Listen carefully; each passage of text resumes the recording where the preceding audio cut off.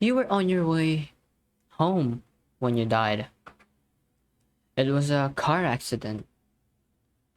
Nothing particularly remarkable, but fatal nonetheless. You left behind a wife and two children. It was a painless death. The emergency medical technicians, the doctors, the nurses tried their best to save you, but to no avail. Your body was so utterly shattered. You were better off, trust me. And that's when you met me. What what happened? You ask. Where am I? You died, I said, matter of factly. No point in mincing words. There there was a truck and it was skidding. Yup, I said. I I died. So that's it, huh? Yep, but don't feel bad about it. Everyone dies, I said. You look around. There was nothingness, just you and me. What is this? What is this place? You asked. Is this the afterlife? Is this hell? Is where am I? In heaven? More or less, I said. Are you God? You ask. Yep, I replied. I'm God. My kids, my lovely wife, you said. What about them? What do you need about them to be worried about them? Will they be alright? That's what I like to see, I said.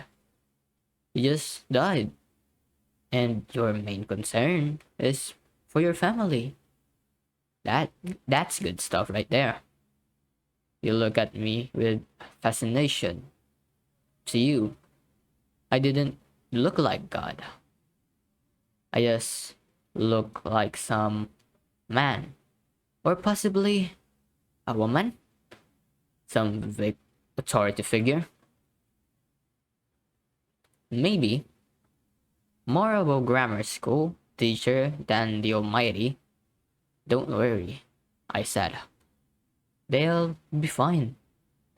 Your kids will remember you as perfect in every way. They didn't have time to grow contempt for you.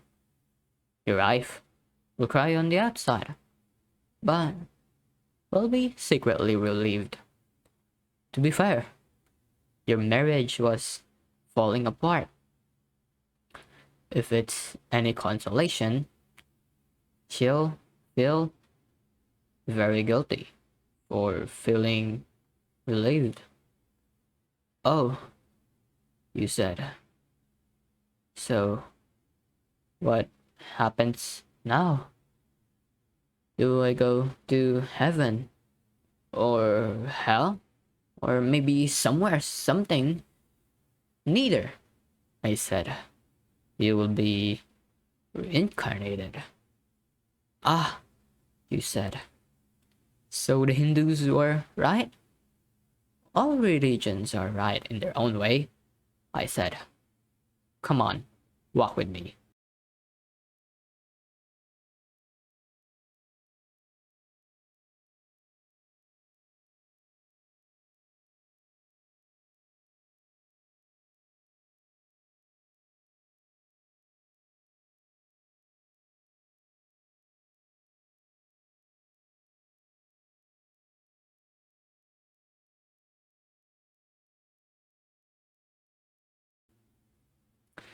You follow along as you strode through the void. Where are we going? Nowhere in particular, I said. It's just nice to walk while we talk. So, what's the point then, you ask? When I get reborn, I'll just be a blank slate, right? A baby. So, all my experiences and everything I did in this life won't matter. Not so, I said. You have within you all the knowledge and experiences of all your past lives. You just don't remember them right now. I stopped walking and took you by the shoulder. Your soul is more magnificent. I stopped walking and took you by the shoulders. Your soul is more magnificent, beautiful, and gigantic than you could possibly imagine. A human mind can only contain a tiny fraction of what you are. It's like sticking your finger in a glass of water to see if it's hot or cold. You put a tiny part of yourself into the vessel, and when you bring it back out, you've gained all the experiences it had. You've been a human for the last 48 years, so you haven't stretched out yet and felt the rest of your immense consciousness. If we hang out here for long enough, you'd start remembering everything. But there's no point to doing that between each life. How many times have I been reincarnated then? Oh, lots. Lots and lots.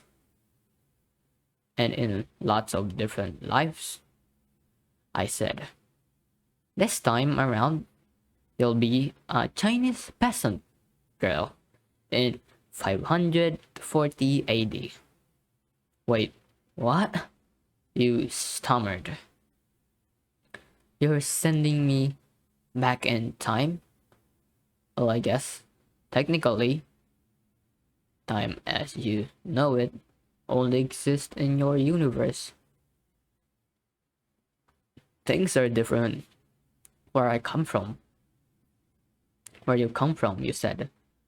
Oh, sure, I explained. I come from somewhere else, and there are others like me. I know you'll want to know what it's like there, but honestly, you wouldn't understand. Oh, you said, a little let down. But wait, if I got reincarnated to other places in time, I could have interacted with myself at some point. Sure, happens all the time. And with both lives only aware of their own lifespan, you don't even know it's happening. So what's the point of it all? Seriously? I ask. Seriously? You're asking me for the meaning of life?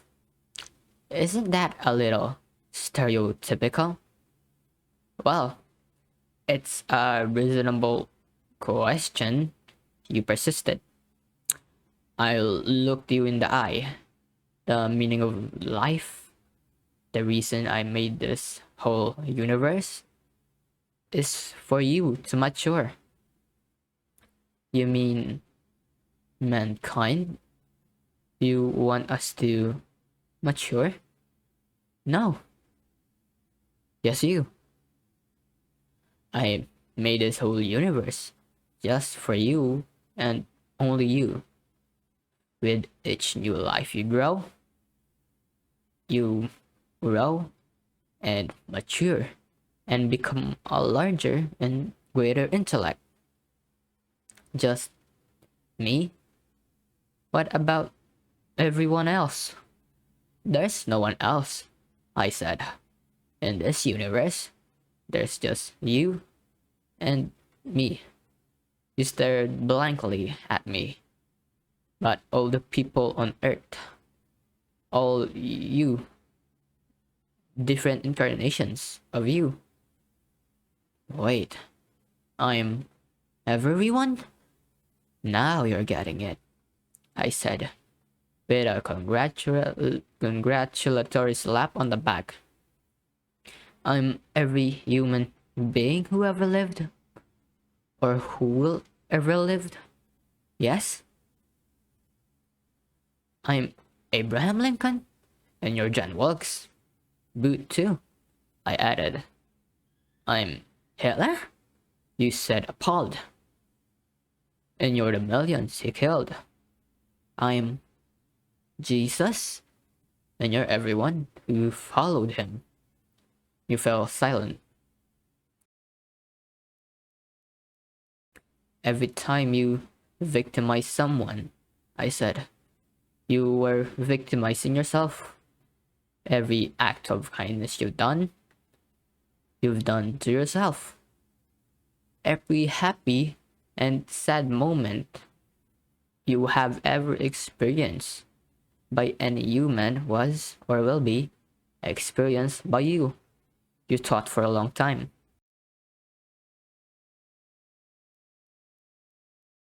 Why? You ask me. Why do all this? Because someday you will become like me. Because that's what you are. You're one of my kind. You're my child. Wow, you said incredulous. You mean I'm God?